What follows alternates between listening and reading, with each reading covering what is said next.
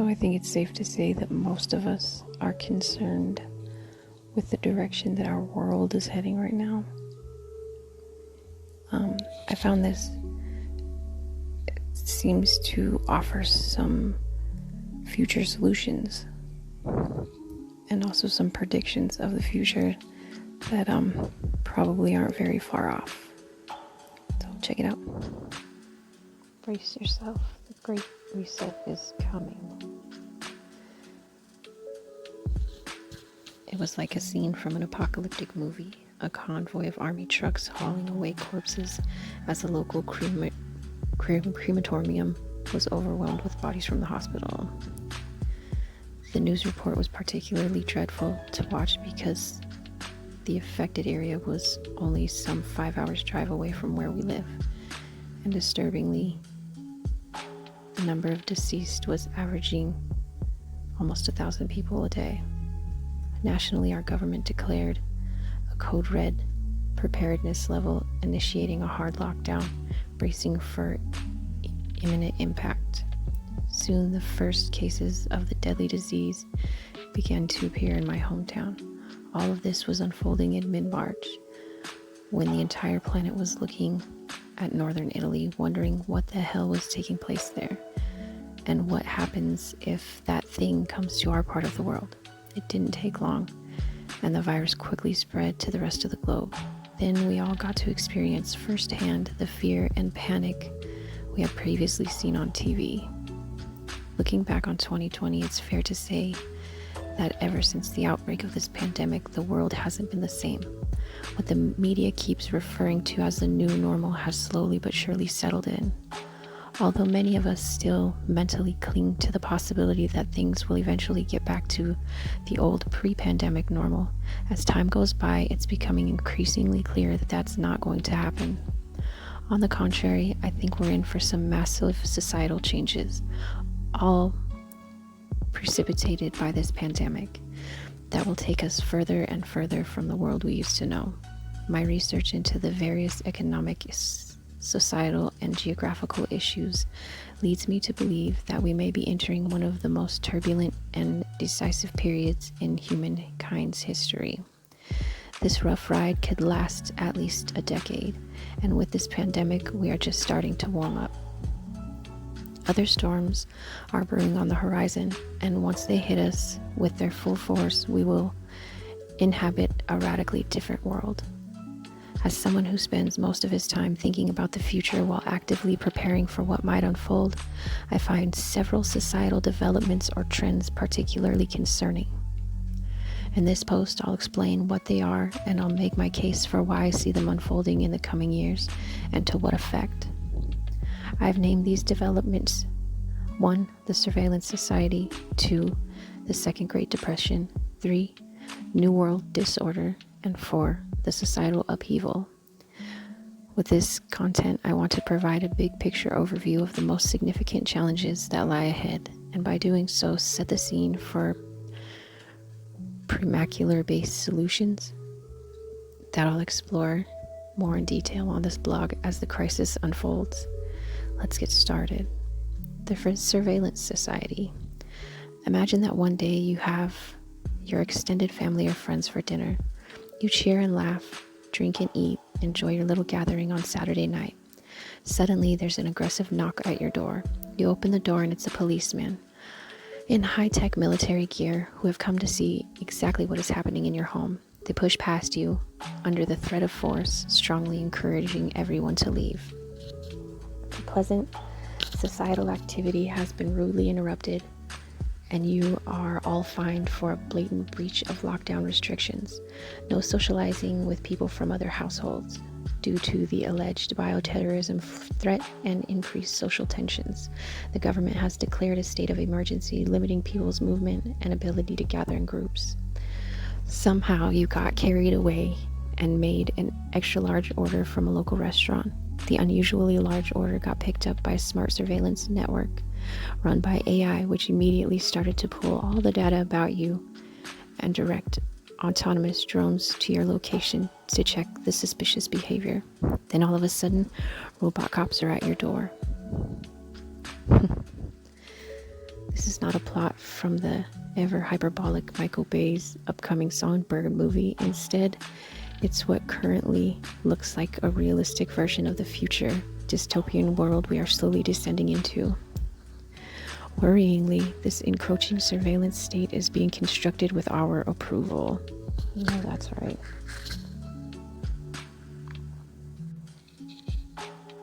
Today, the vast majority of people live in a state of fear that's being instilled in our minds 24/7 by the media. The dominant narrative in the news is that the most fatal disease ever, and that this is the most fatal disease ever, and that we should worry and be fearful. Even if our own lived experiences might be different, we still tend to believe the message over our reality. This spell cast by mainstream media is very difficult to break when you are bombarded with horrible news daily, so the fear prevails, and when people are afraid, they retreat into their primal selves. Rationality is out the window, and we readily accept whatever restrictions, new rules, and regulations are imposed, even though we would disagree with them in normal circumstances. We willingly sacrifice our freedom for safety and demand protection from the people in power, who then wholeheartedly put more population control infrastructure in place. The problem with all of this is these temporary emergency measures is that they are here to stay permanently. The government won't voluntarily dismantle the surveillance infrastructure and laws that it finds so useful in controlling populace. There will always be dangerous vices out there, as well as other threats, such as, let's say, civil disobedience, for example. So everything we readily accept in the name of safety becomes the norm, and just the way things are from now on. Drones flying over our heads to check suspicious gatherings, surveillance cameras controlling social distancing, robot dogs patrolling public parks, contact tracing apps, massive fines due to illegal socializing, wristbands to monitor our movements, digital certificates or COVID health passports. It's surreal how fast all of this has become our everyday existence. For years, people have been warning that the elites in power want to control us all by these very means, but that was laughed off as conspiracy theory. Now, when it's happening around us, it's a conspiracy theory to say that this infrastructure can or will be used for other more malevolent purposes, because our government would never do that, right? What's clear is that this pandemic has been the perfect excuse for big government and transitional corporate monopolies to foist everything upon us that they've ever wanted for years, but couldn't do due to people being overly sensitive to issues around privacy, freedom of expression, rights to peacefully protest, stuff like that. The coronavirus crisis is the tipping point where we all started to readily accept the erosion of privacy and our freedoms. So now the floodgates are open, and I would say 9/11 was the tipping point. This is the shove. Anyway. This is not to say that the virus is not real or not a serious health issue for certain people, or that we should do nothing. This is to say that the response to this crisis will have some serious consequences, and our post-pandemic world will be quite different. So in the coming years, I don't think we'll see a reversal of the population control grid infrastructure and policy. Rather, there'll be a normalization of this new type of surveillance society. Maybe we'll reclaim some lost ground on some privacy and freedom issues, but what's lost is lost, and it's not coming back. We are most likely to see further advancements in the construction of a Western version of the Chinese surveillance society, where the government controls everything we can and do not do, all while mega corporations knowingly monitor our every move. This, as much as the current situation, will be perceived as normal. The Second Great Depression. The coronavirus has triggered downturns in economies worldwide, poking holes in the pockets of indebted workers, businesses, and governments. Thus, setting into motion a domino effect that could soon topple the entire monetary system. Although the virus was the catalyst for this downturn, something else would have eventually triggered it and caused the same events to play out, as the world economy was already on shaky legs. Even before the pandemic, ordinary people were struggling, living from paycheck to paycheck, one crisis away from financial ruin. The debts at every level were at record highs, and the world's central banks were already pumping unimaginable amounts of money into the whole financial system to keep it afloat. Our whole debt-based economy was one big bubble of monstrous proportions waiting to burst. The virus just happened to be the pin that popped the bubble. And now we find ourselves on a precipice of one major economic disaster.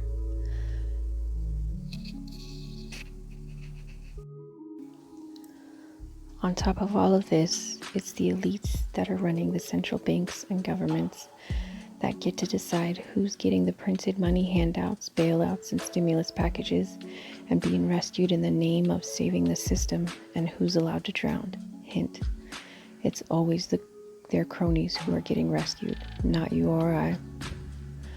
All of this naturally only exasperates the existing problems. It reinflates the bubble while making it even bigger. It further widens the gap, as the wealthiest individuals, investors, and corporations are the ones who profit from free money and increased price of financial assets, and it further disconnects the real economy from the financial one, creating one world for the super rich and super big corporations who benefit from the whole crisis, and the not so lucky middle and lower classes, that's us, who are left to fend for themselves. In our world, in the real economy, due to lockdowns and government prescribed safety measures, many of us cannot work and earn our wages, so currently millions upon millions throughout the world are jobless. Given the new normal and inevitable push for automation, many of these jobs are probably never coming back. Small and medium-sized businesses have been crushed, deemed non-essential, forced to close, and only a few will be able to reopen again. If you don't have to be a financial expert to realize that, because of this, people and businesses won't be able to pay their bills. They'll start defaulting on their loans. Municipalities will increasingly find it hard to raise their prices of real estate will start going down. The tumbling dominoes will fall in an ever greater chain reaction until this inevitably ends up in the financial wreckage of epic proportions, where this time no existing monetary or fiscal policy will be able to get us out of this mess, and we'll find ourselves in the second Great Depression. Then the only option left on the table will be restructuring debts and the whole monetary system, and ultimately constructing an entirely new economy. From what we have seen in the last Great Depression, this turbulent period of restructuring and returning to some sort of normality can last up to a decade. There are very painful times ahead for most people in society. They, as collateral casualties of this economic mismanagement by our leaders, will lose their jobs, incomes, livelihoods, homes, and in despair turn on each other, their governments, and other nations. Today we already find ourselves in a recession. Even the mainstream media says it will be greater than the one in 2008, given that most economists in the early days of 2008 failed miserably at predicting what was about to happen. Who's to say they aren't failing again to warn us about the scale of what's to come? The New World Disorder. Some 75 years ago, in the wake of World War II, a new world order was established. The United States, as the richest and most powerful country at the time, took the world's leadership role economically, geopolitically, and militarily. The US dollar became the world's leading reserve currency, setting out a new global monetary system. US-based institutions, e.g., the United Nations, the World Bank, and the International Monetary Fund, took over the world governance. And the US military began to enforce American rules globally, offering stability and secure trade routes for anyone who accepted its premise. Such world dominance and post-war environment of peace and unity domestically facilitated a prolonged period of prosperity on the U.S. soil that provided the means to make the U.S. the greatest country in the world and expand the American empire.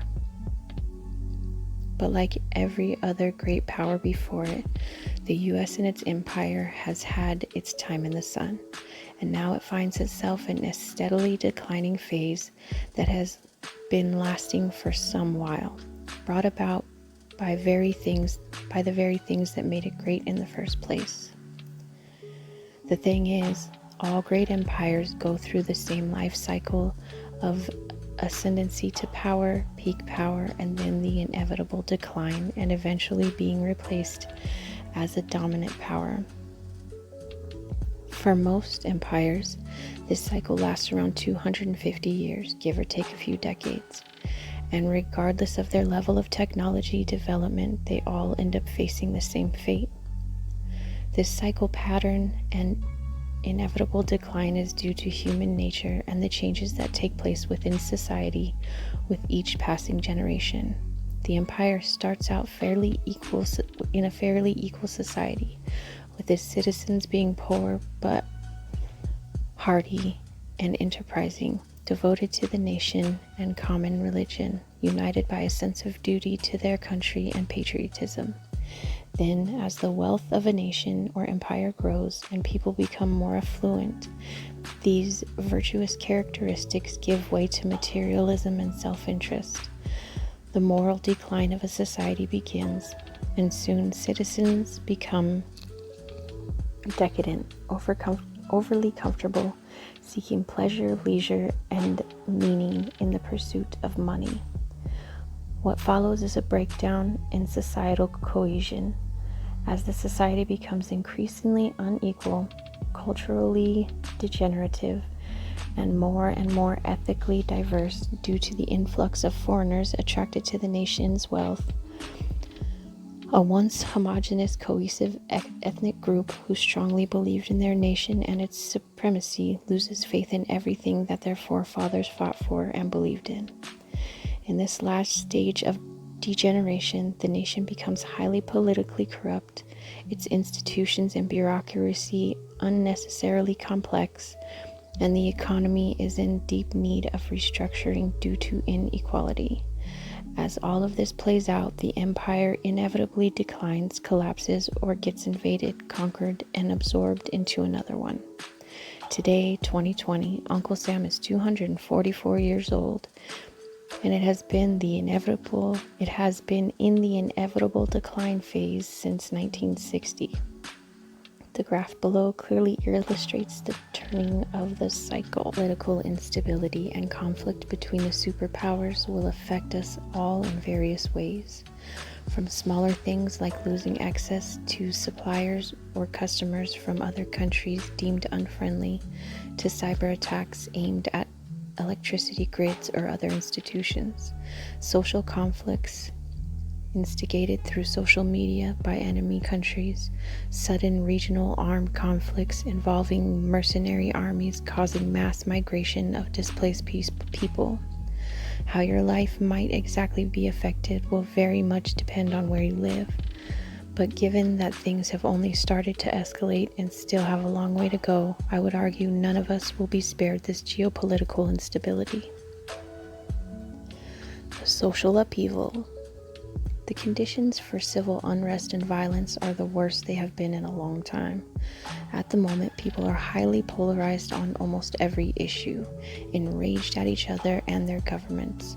There is a massive disparity between the rich and the poor, creating complex, separate realities for haves and have-nots, deepening the sense of injustice. And there are tensions between different cultures and ideologies, periodically escalating into violence. The current situation in the West is tense for sure, but there is no way of ignoring or denying that our societies are divided on so many levels. Although it might seem that 2020 is just a crazy year that all of a sudden has brought all these social issues. The truth is that this craziness was long in the making, and what we are seeing today is accumulation of decades of gradual social changes that over time have created deep fissures in our society, manifesting today's division, rage, and conflict. For most people, these small gradual changes have gone mostly unnoticed or been outright dismissed as not a big deal. But with each incremental step through the last 40 years, society has been increasingly and deliberately engineered to favor the interests of the ruling class and big corporations, enabling them today to totally shift the locus of power away from the ordinary people, concentrate wealth, and increase control over our behavior. It all started in the 1980s when Western societies and economies decided to pursue the doctrine of economic liberalization, neoliberalism, an ideology that promoted individual liberty, freedom of choice, and free markets. The premise was that free, unregulated markets will solve all our socio-economic problems and challenges, and that we as free individuals should be responsible for the consequences of our own choices or actions. The idea gained popular consent because it talked about personal freedom, less government interference, and promised a great entrepreneurial society where we can all live. But what at the outset seemed like a well-intended idea and philosophy libertarian-minded people would approve of, in the meantime became twisted into something that's now wholly devoted to serving the needs of billionaires and large corporations. Digging deeper into the origins of the idea, one could argue that this was the intention from the get-go, set out by the ruling class. They initially came up with these economic ideas because they wanted to protect their interests and preserve and expand their wealth and power. Whether that's the case or not, the fact is the neoliberal economic policies were successful in transforming our society and our lives to be subordinate to private capital and its holders. In practice, neoliberalism led to the marketization and financialization of every aspect of our lives. This meant the commodification of everything from health, education, housing, transportation, elderly care, to the privatization of all key state assets from water to electricity, forests, highways, railways. Everything was to be valued by the price it realized on the market, run by a private enterprise to maximize efficiency and profitability, and trade as a financial instrument on the money markets. Therefore, in the coming decade, as the quality of life steadily worsens for ordinary people, as more people feel disenchanted with the system, as more people are plunged into abject suffering by the powers to be, we can expect greater and greater revolt by the civil society. People will be enraged about structural injustice and the arrogance of those in power, so they'll increasingly take to the streets and demand dignity. Peaceful protests could turn into riots, and riots into an ugly showcase of government force to preserve law and order and the normal functioning of society.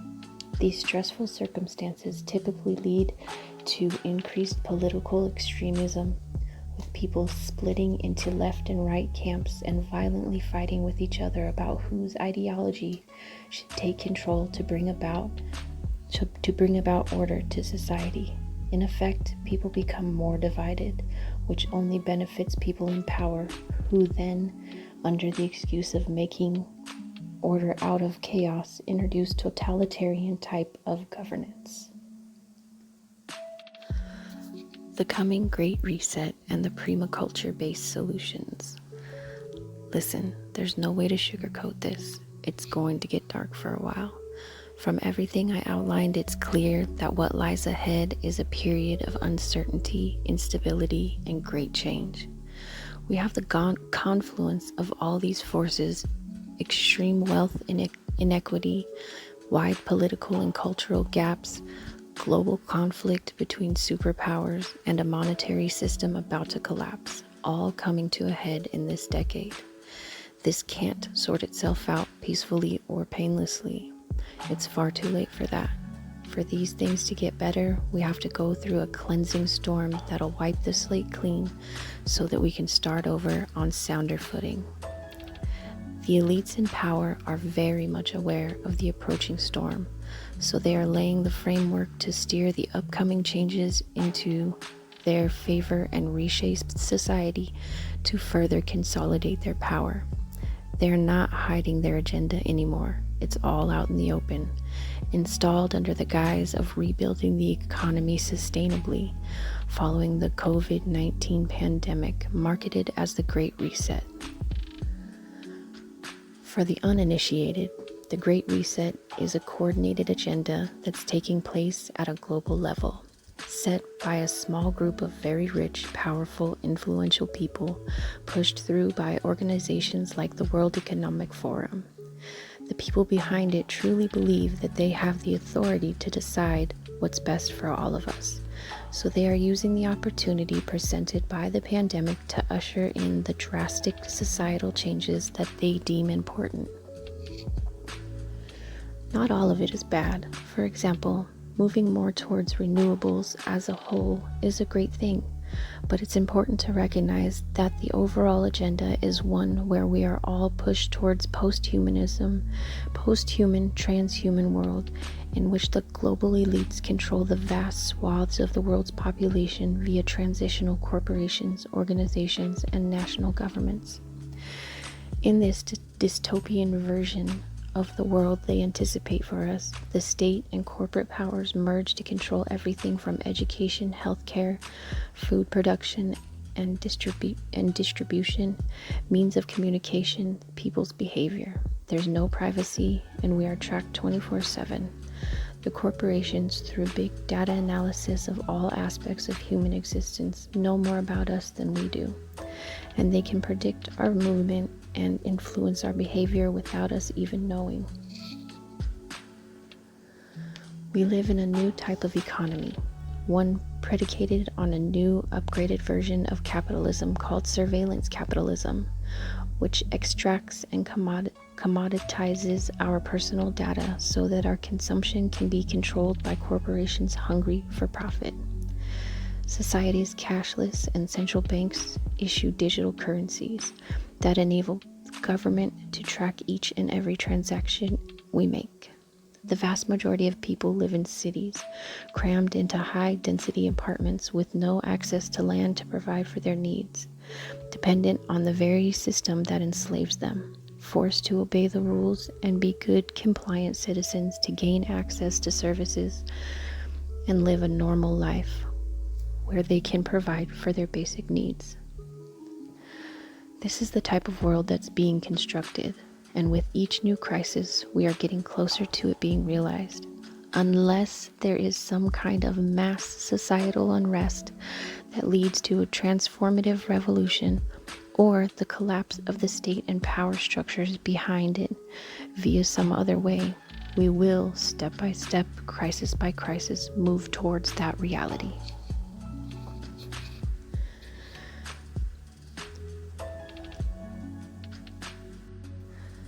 As this corporate and government-controlled system gets established over the coming years, living in it will become increasingly intolerable to people who cherish their freedom, health, privacy, and humanity. Until now, we all had the luxury of going about our business, decrying the system while simultaneously enjoying its services. However, it's unavoidable that in the ethos of more control, access to the benefits from the system will be increasingly mandated by compliance with the rules. For example, to get your kids to kindergarten or school, they'll have to be vaccinated. To be able to shop at a supermarket, you'll have to have a tracking app installed on your phone. To gain access to government services and financial help for the unemployed, you'll have to ensure a certain good compliant citizen score, e.g. be vaccinated, no criminal record of offensive behavior towards the government, enabled central banking digital currency wallet, and so on and so on. The majority of people will have no choice other than to comply, and those unwilling to do so will be forced to look for alternatives and withdraw themselves from such a society.